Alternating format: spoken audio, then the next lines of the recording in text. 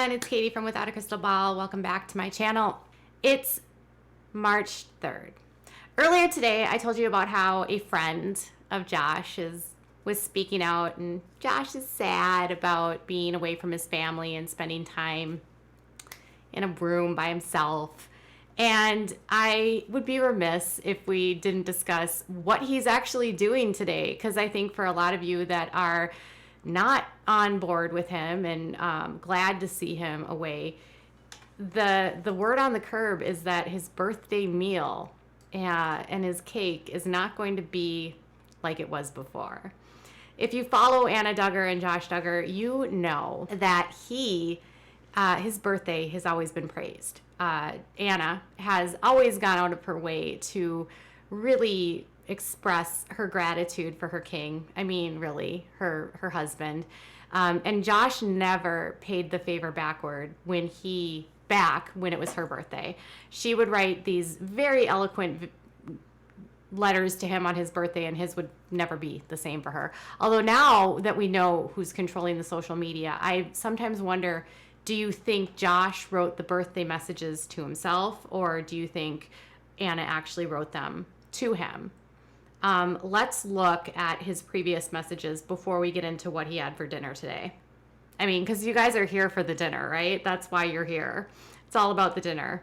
So when Josh turned 31, they had a big party for him, and they wore hats. And Anna wrote the longest message to him ever. And this is what she said. Happy 31st birthday, Joshua. I love you so much, and I'm blessed to be by your side for the past 10 years.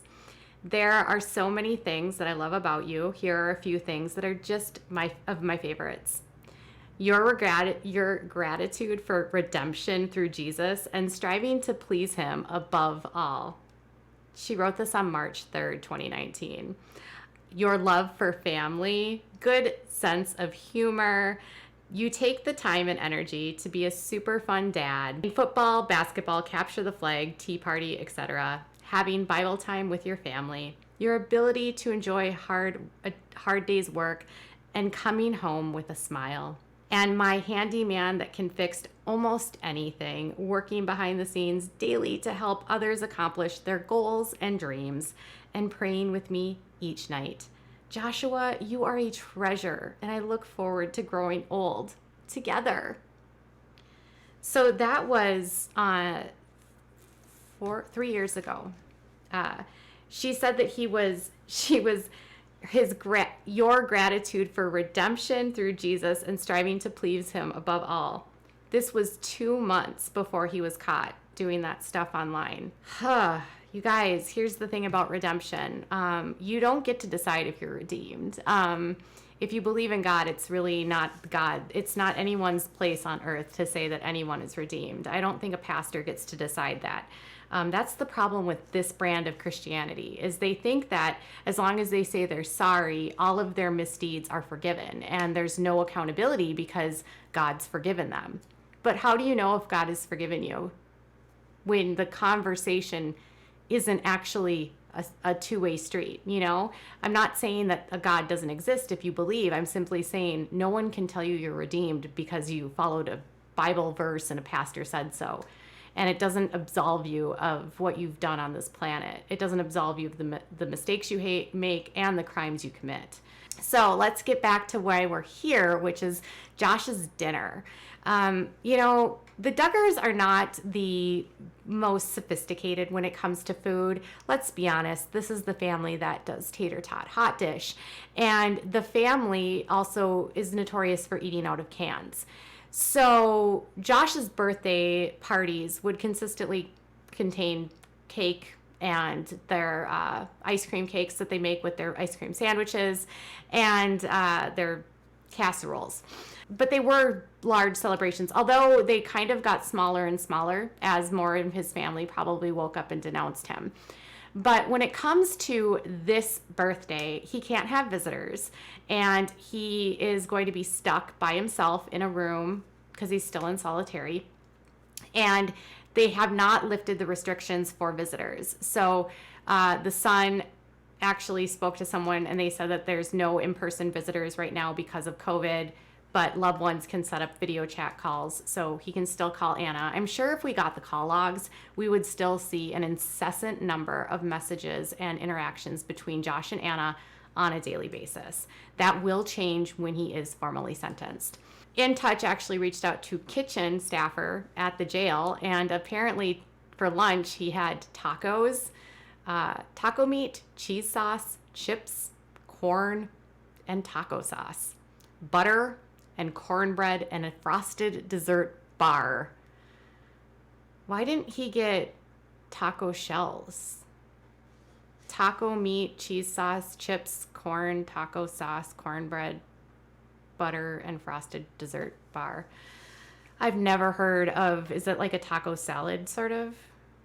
Anyways, and then that was what he had for lunch. For dinner, he's going to get turkey tetrazzini, mixed vegetables, cornbread, butter, and another frosted dessert bar. And there are no specialty birthday meals as a policy ever. That's a lot of cornbread in one day. And that's also a lot of food. I wonder how much the portions are. Is it possible that while they're in jail, they can gain a lot of weight, or do they just work out all the time? How is it that, when you watch and you see like those shows on Discovery or whatever, where they go inside the prisons and the guys are so buff, how are they so buff eating that kind of food? Are they not eating that food? That kind of food would just make me feel bloated. But hey, turkey tetrazzini for dinner tonight, Josh. Happy 34th birthday. He doesn't get his own cake though, and so no ice cream cake for Josh.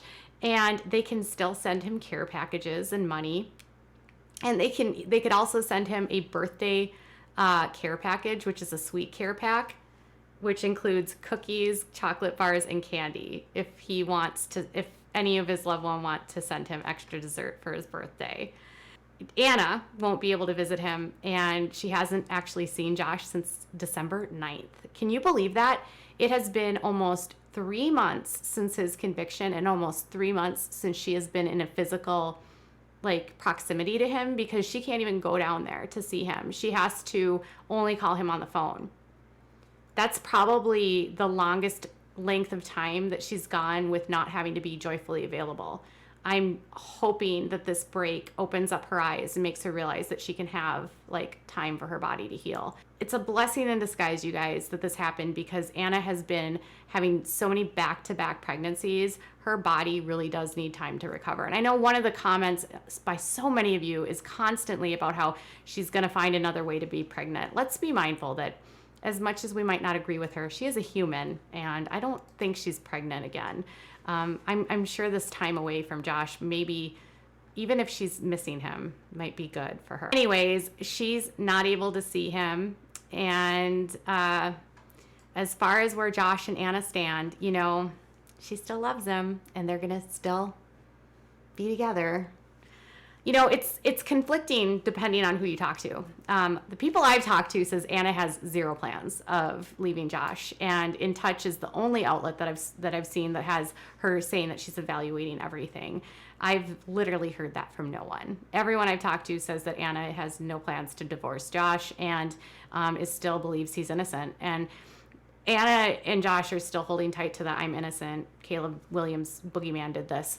So Josh's meal, to me, is such a reminder of how far he's fallen. This is a kid that, when he was being interviewed by HSI, was throwing out names of the vice president, a former vice president candidate, talking about all of the connections of the different prosecutors he knew at different offices and the DAs, and, throwing out names of politicians that he was friends with. This is someone who grew up, even though the Duggars were very frugal, had a very privileged life, and now is really learning what it means to be accountable. So when we have outlets like Fox being like, Josh is sad, I think this is maybe, so we should humanize him, but let's not forget that the reason why he's there is because there was little tiny babies, angels, humans, tiny little humans that didn't deserve what happened to them, that every time that content is shared is re-victimizing them And even if he didn't touch any of them, he contributed to what happened to them by watching that. And that's not okay. And it's not okay that it was on his computer. It's not okay that he was downloading it. It's the type of content he was watching was just deplorable. The kind of person that watches that kind of content, I have a hard time believing is like even redeemable.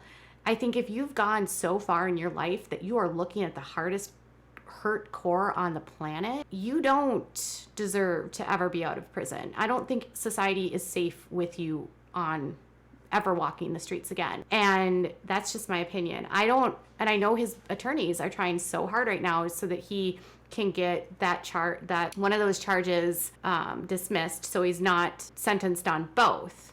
And they brought up double jeopardy. And I actually spoke to an attorney, and they said double jeopardy laws are very complicated, and they weren't totally sure if that would actually be double jeopardy. So, I think it'll be up to the judge and how they handle that. But Josh, his sadness and his woe is me and this bullshit, or this BS, I'm sorry.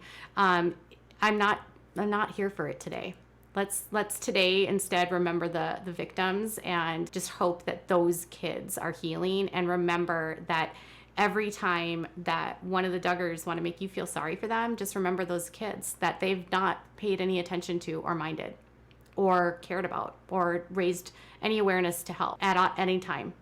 Nothing. All right, you guys, are you as thrilled as I am to hear about his crappy dinner? Tell me in the comments below. Bye, guys.